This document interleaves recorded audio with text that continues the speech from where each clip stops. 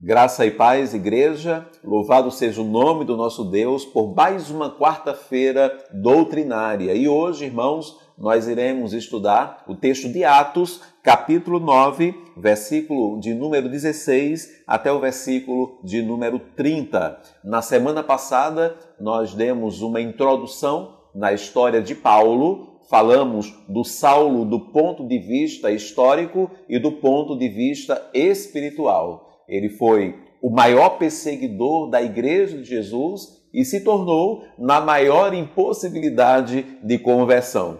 Finalizamos, inclusive, falando um pouco do quanto foi difícil a igreja primitiva confiar totalmente e de cara, ali na conversão de Saulo de Tarso. Saulo, quando convertido, ficou cego e foi direcionado para um determinado endereço de Damasco, cidade essa que estava indo para perseguir os discípulos de Jesus. Deus envia um discípulo chamado Ananias para ir até Saulo, mas esse resiste por justamente conhecer o perigoso e violento algoz da Igreja de Jesus. No que a palavra do Senhor para convencer a Ananias foi o versículo 15, vá, porque este é para mim um instrumento escolhido para levar o meu nome diante dos gentios e reis, bem como diante dos filhos de Israel.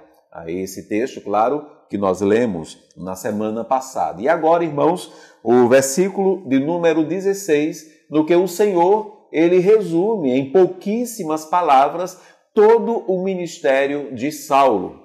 Digamos, irmãos, que Saulo, algum dia, ele entrasse numa certa neura, de questionar, o que Deus está querendo de mim. Deus de cara, ele já o descreveu no versículo de número 16. Pois eu mesmo vou mostrar a ele quanto deve sofrer pelo meu nome. Seria então um ministério de sofrimento, um ministério de dor, e parece-nos, irmãos, que de muita dor, e esse sofrer seria por acreditar em Jesus que antes perseguia. E seria um sofrer imposto pelo próprio Deus. É bem complicada, a vida angariada ali por Saulo como lucro por sua conversão a Jesus. E convenhamos que está bem distante daquilo que se oferece hoje aos novos convertidos em nome de Jesus. Uma observação aqui, irmãos, e não pensemos que isso seria uma exclusividade concedida apenas a Saulo. A marca de dor e sofrimento é estendida e participada por toda a igreja primitiva e pelos demais apóstolos. Seguir a Jesus de verdade sempre foi sinônimo de grande sofrimento e dor, ao mesmo tempo que é glorioso, é sofrível também. Embora passageiramente sofrível e eternamente glorioso. Amém e amém. Dos versos 17 até o verso de número 19, temos justamente a interação entre Ananias e Saulo. Devemos imaginar, irmãos, o quão surreal deve ter sido para Ananias aquela experiência e primeira abordagem a Saulo. Mas ele o cumpre cabalmente e de forma obediente. O verso 17, então Ananias foi e, entrando na casa, impôs as mãos sobre Saulo, dizendo: Saulo, irmão, o Senhor Jesus, que apareceu a você no caminho para cá, me enviou para que você volte a ver e fique cheio do Espírito Santo. O resultado também foi imediato e visível, E precisava ser. Afinal, apenas ações externas e visíveis iriam comprovar a conversão daquele outrora inimigo da igreja. O verso 18, imediatamente caíram dos olhos de Saulo umas coisas parecidas com escamas e ele voltou a ver. A seguir, levantou-se e foi batizado. O versículo 19, ele precisa ser lido e entendido como uma passagem de tempo, né? O versículo 19, e depois de comer, sentiu-se fortalecido. Aí Saulo, ele permaneceu alguns dias com os discípulos em Damasco. Não é dito aqui quanto tempo se passou, mas dentro do contexto que se segue, é perceptível que se estendeu, sim, ali um bom tempo, né? Isso porque deu tempo para algumas coisas ocorrerem. Primeiro, Saulo, ele se estabelece como um pregador da palavra. O versículo 20, e logo nas sinagogas proclamava Jesus, afirmando que ele é o Filho de Deus. E isso, irmãos, ali na cidade de Damasco ainda, né? O Saulo meio que finca, né, as suas estacas, né? Ele arma as suas tendas por ali mesmo, naquela cidade.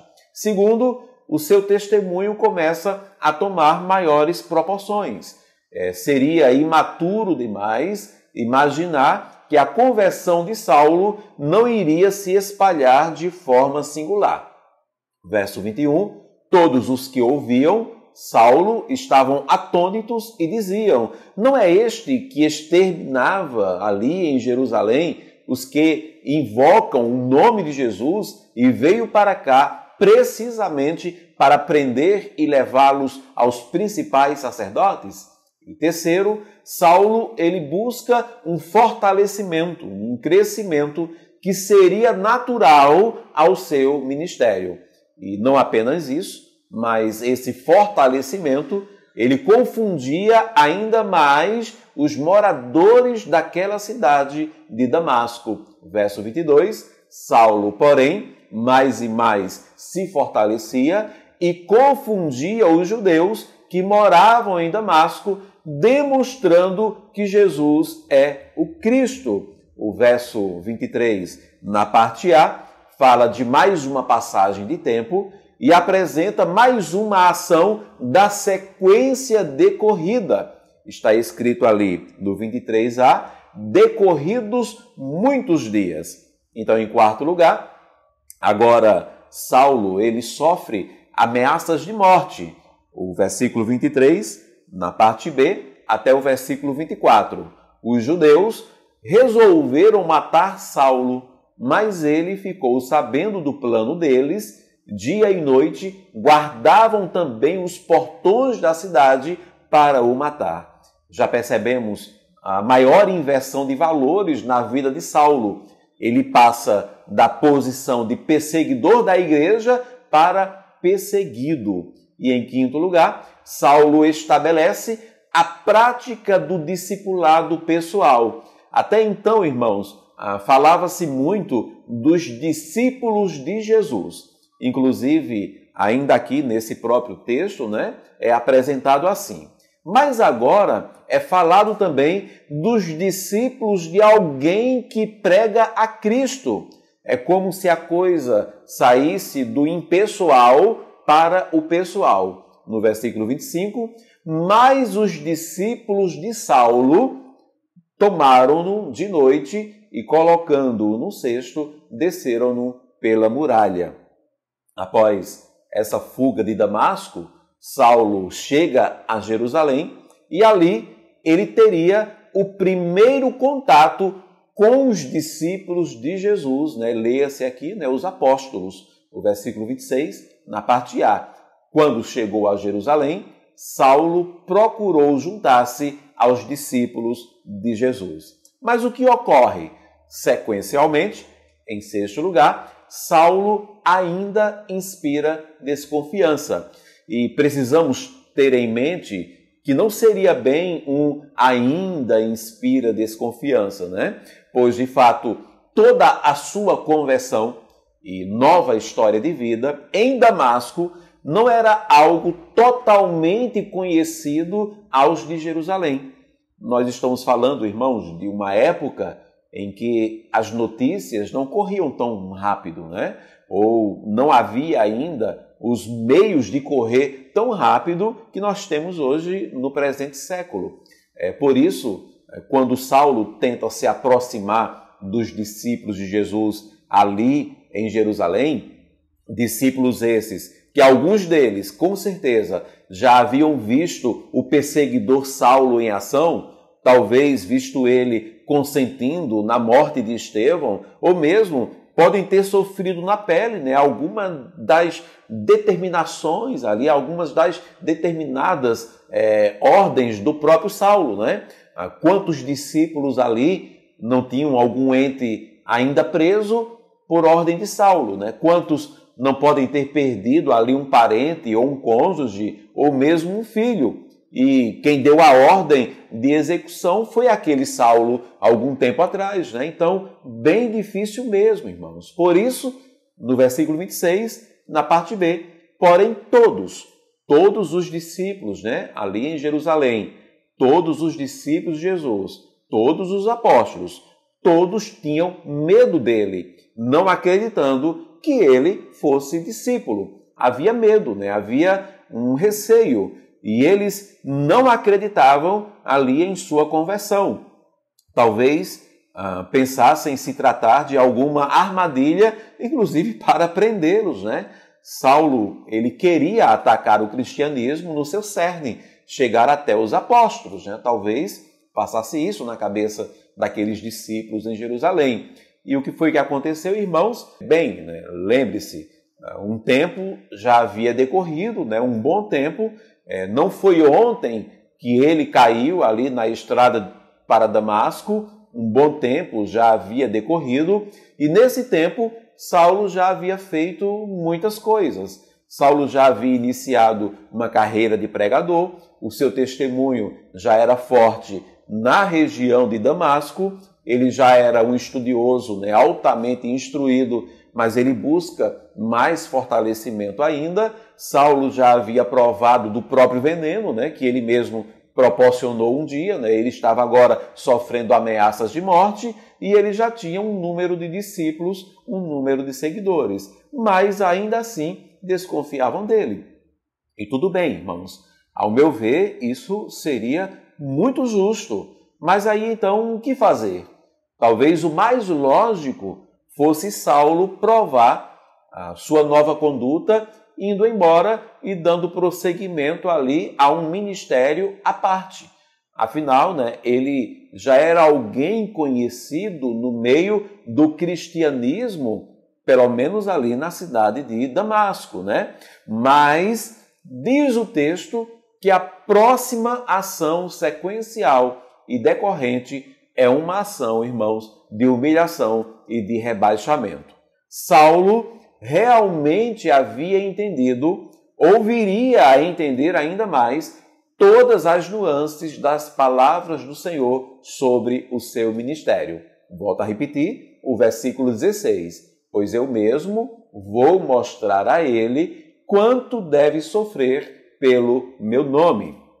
Diz o versículo de número 27 que Barnabé, e aí eu creio que todos nós lembramos dele, né? Lembram dele? Um levita, natural de Chipre, que tinha por nome José, mas era chamado de filho da consolação. Ele toma a Saulo como o seu protegido. E aí, irmãos, quem era Saulo antes, né? Nos lembremos, um homem renomado, um estudioso, um homem poderoso, irmãos. E quem já era Saulo agora, né? Ele já havia, inclusive, ali, em um determinado tempo, meio que se tornado um pregador, já tinha discípulos na cidade de Damasco.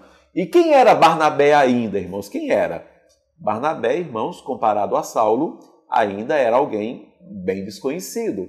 Barnabé, ele viu algo em Saulo, ele percebeu algo e o põe, literalmente, debaixo da sua asa. E Saulo, ele se permitiu ser rebaixado, voltar um pouco diante daquilo que já havia alcançado. O versículo 27, mas Barnabé, tomando-o consigo, levou aos apóstolos, contou-lhes como Saulo tinha visto o Senhor no caminho e que o Senhor tinha falado com ele, também contou como em Damasco Saulo tinha pregado ousadamente em nome de Jesus.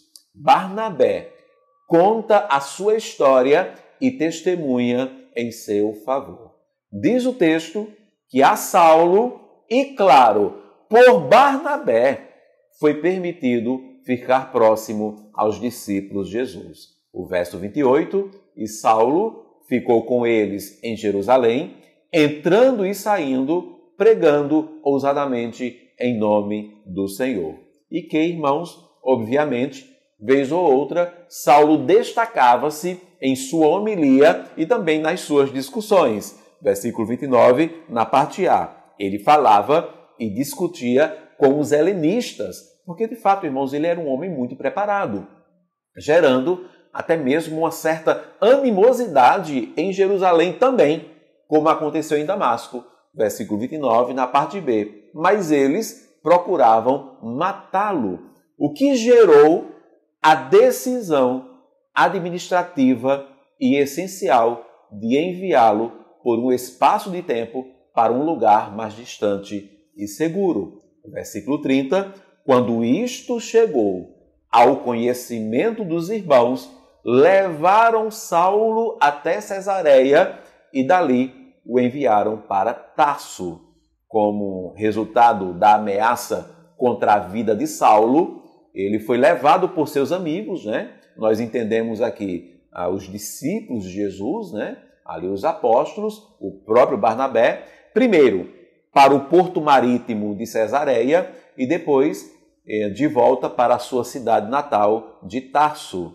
E isso se encaixa, irmãos, inclusive com o seu futuro comentário, né? Paulo mesmo, ele vai comentar isso mais à frente, de que ele foi para as regiões da Síria e da Cilícia. Tarso era a capital da Cilícia e tinha grande fama como um centro de erudição. Então, irmão, Saulo, logo após a sua conversão e um período de tempo ali em Damasco e também em Jerusalém, Saulo ele sai literalmente de cena, até que Barnabé, o seu mestre, né? O seu discipulador, o seu tutor, ele vai buscá-lo uns 10 anos mais tarde. E isso lá em Atos, capítulo 11, a gente dá uma caminhadazinha, ó, capítulo 11, versículo 25, o que também é reforçado lá em Gálatas, capítulo 2, versículo 1. E aí sim, irmãos, 10 anos depois, tem-se início as suas famosas viagens missionárias. Duas observações. Primeira delas, esses 10 anos que se passam entre o capítulo 9, versículo 30, e o capítulo 11, versículo de número 25, esses 10 anos que se passam, não foi um tempo perdido para a igreja. Atos 9, 31 diz que, assim, a igreja tinha paz por toda a Judéia, Galiléia e Samaria, edificando-se e caminhando no temor do Senhor e no consolo do Espírito Santo crescia em número. E muitas coisas, irmãos, então, ocorreram nesse período de 10 anos, enquanto Saulo estava distante. A palavra foi pregada e muitos judeus se converteram ao cristianismo. Segundo, e também não foi um tempo perdido para o próprio Saulo. Afinal, né, irmãos, por que manter um homem da capacidade de Saulo parado por 10 anos? Porque ali, irmãos, Deus trabalharia na vida de Saulo, assim como trabalhou na vida de Moisés por 40 anos no deserto. Esses 10 anos foram essenciais para o crescimento e seu amadurecimento na fé. E também há uma outra razão, um outro motivo, e daqui a pouco falamos um pouco sobre isso. Bem, irmãos, quais lições podemos aprender hoje? Primeiro, todo conhecimento prévio não é garantia de habilitação espiritual, né? Saulo, ele era altamente capacitado para a oratória e para a pregação. Saulo tinha conhecimento como poucos, e já de início ele prova isso. O seu início já demonstra uma facilidade tremenda para chegar às massas por meio da palavra. Porém, ainda requeria um tempo. A lição é: o conhecimento não se coloca acima da sabedoria. E aqui, irmãos, eu faço só um link direto diante da sede da igreja do presente século, quando alguém famoso se converte e de imediato já é dado o púlpito para essas pessoas. Segunda lição, irmãos, é de suma importância que todos tenhamos um tutor, um discipulador, um mestre, um guia. De fato, irmãos, se alguém perguntasse, Saulo estava mais para Barnabé do que Barnabé para Saulo. Mas Saulo foi inteligente e humilde o suficiente para se aperceber e reconhecer que ele mesmo precisava de um mestre. Ele, meteoricamente, já estava angariando seguidores, mas percebeu o quanto lhe faltava para ele mesmo um discipulador. É linda a expressão que Barnabé o tomou consigo. É salutar o quanto que Barnabé o adota como sendo o seu discípulo. E é sábio o quanto Saulo se permite isso, mesmo já sendo mestre entre discípulos. Ele desce alguns degraus e se aceita como alguém que precisava de um tutor. Ah, queridos, como faz falta um alguém a lhe aconselhar, a cuidar de você, te proteger, a se responsabilizar por ti. O discipulado é algo que gera uma das coisas mais importantes e necessárias à vida. Alguém a quem você chama de mestre e que te serve de referencial. Um homem que não precisa prestar contas dos seus atos a alguém é um homem solto na autonomia desenfreada de um coração por deveras inconfiável. A lição é: os mais tolos dos homens são aqueles que se tornam senhores de si mesmo. E a terceira lição, a importância do tempo de preparo. E aqui, irmãos, igreja, ovelha, é um ponto muito delicado, bem delicado. Muitas vezes, esse tempo de preparo é um tempo de retiro, é um tempo de parar. Julga-se que o muito saber e até mesmo alguns prévios resultados já são demonstrativos de certeza de sucesso. Mas Deus não queria o sucesso para Saulo, que ele imediatamente já começasse a arrebanhar multidões, ou mesmo já angariasse muitos detratores e inimigos. O Senhor queria que antes ele amadurecesse e crescesse, mesmo que já estivesse pregando, convertendo pessoas, fazendo discípulos. O Senhor sabia que não seria aquilo e o afasta por 10 anos. 10 anos de volta para casa, distante do grande centro, se preparando, às vezes, quem sabe, se questionando, sendo um potencial sem uso. 10 anos. Meu Deus, né? A pergunta é: o que Saulo teria feito em 10 anos? Eu não sei, mas Deus sabia e era importante esse tempo no deserto. A lição é: talvez estejas tão preocupado em fazer algo que isso te impede de perceber que é tempo de apenas parar. Parando, você observa mais, você se apercebe mais, você se enxerga mais. As coisas são postas no seu devido lugar. Você dá uma zerada, dá a oportunidade de recomeçar, deixa Deus trabalhar. A bem da verdade, todo o ativismo louco que nos deixamos envolver nos tem limitado a visão. Apenas pare, se retire, dê um tempo. Você já falou tanto? Então se cale.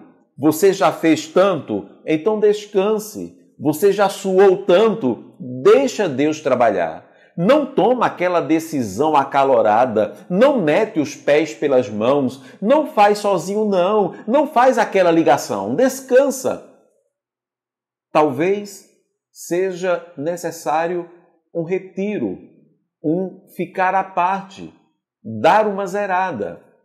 Mas, como eu disse, é um ponto muito delicado, bem delicado. Obviamente, veremos que essa lição específica, ela não deve ser usada como uma muleta, como desculpas a não mais fazer nada. E não é bem isso. Não é para que pessoas simplesmente parem de servir. Entretanto, é algo que talvez só o indivíduo terá a capacidade de julgar. E por que talvez? Porque o próprio Saulo foi muito mais direcionado pelos seus superiores e o seu tutor Barnabé do que por ele mesmo. Olha aí a importância de um mestre e que seja, claro, um homem de Deus, claro. É perceptível que o retiro de Saulo não partiu de sua própria vontade e decisão. É salutar perceber que houve discernimento e aceitação entre líder e liderado, entre mestre e discípulo. O mínimo de dúvidas entre qualquer um dos lados poria em xeque a decisão do afastamento de Saulo. Bem, será bastante estranho se o afastamento de alguém gerar apenas dúvidas, omissão e não crescimento. É preciso que haja um objetivo claro. E qual era o objetivo claro? A igreja, ela crescia mesmo sem Saulo, mas ainda era um crescimento dentro do judaísmo. Vamos perceber, irmãos, que haverá momentos esporádicos de conversão entre os gentios, mas ainda cheio de amarras e desconfianças. Veremos isso, inclusive, na história do centurião Cornélio. Mas ainda não era tempo de entrar com tudo entre os gentios. Ainda não havia essa maturidade. 10 anos depois, já seria o tempo da mensagem ser amplamente pregada entre os gentios. E Paulo seria a peça fundamental usada pelo Senhor para tal ministério. Você percebeu? Diante disso, Saulo entendeu que seu conhecimento prévio não era tudo. Ele então se preparou corretamente. Saulo reconheceu a necessidade de ter um mestre, mas ele mesmo se torna tutor de muitos, né? Quando ele, inclusive, diz nos seus escritos: sede meus imitadores. Saulo se ausentou por 10 anos, mas ele não se entregou a essa postura eternamente. Assim que Barnabé o buscou, ele se dispôs e voltou com toda a garra e vontade de cumprir o seu propósito. E que propósito era esse? Se tornar apóstolo entre os gentios. Que Deus nos ajude. E então, irmãos, daqui a 10 anos, né? Daqui a 10 anos, entre aspas, claro, nos encontraremos com Saulo novamente. E agora, muito mais conhecido como Paulo. E veremos o quão importante foi esse início tão lógico na vida de Paulo. Até lá, com Saulo ou sem Saulo, Deus continuaria agindo na sua igreja. Porque nunca seria Saulo, ou Paulo, ou Pedro, ou João. Seria sempre pelo seu Espírito, pelo Espírito Santo do Senhor, como está escrito em Atos 9, 31. Assim, a igreja tinha paz por toda a Judéia, Galiléia e Samaria, edificando-se e caminhando no temor do Senhor e no consolo do Espírito Santo crescia em número. Amém, irmãos. Que o Senhor nos abençoe e que Ele nos ajude em Cristo Jesus. Eu oro ao Senhor para que toda a sua igreja tenha entendido a sua mensagem. Oremos, irmãos. Pai, muito obrigado, Deus, louvado seja o teu santo nome por mais esta rica oportunidade de estudarmos a tua palavra e de aprendermos por meio dela. Pai, eu clamo para que haja edificação sobre a tua igreja e que em Cristo Jesus possamos aplicar tudo aquilo que o Senhor tem disposto a nós. Nós te agradecemos pela vida dos teus servos que têm ouvido a pregação da tua palavra e te pedimos, Espírito Santo, para que tu faças o teu querer e o teu realizar em nós. Nós oramos assim, em nome de Cristo Jesus, que vive e reina para todos sempre. Amém e amém. Que Deus nos abençoe, irmão.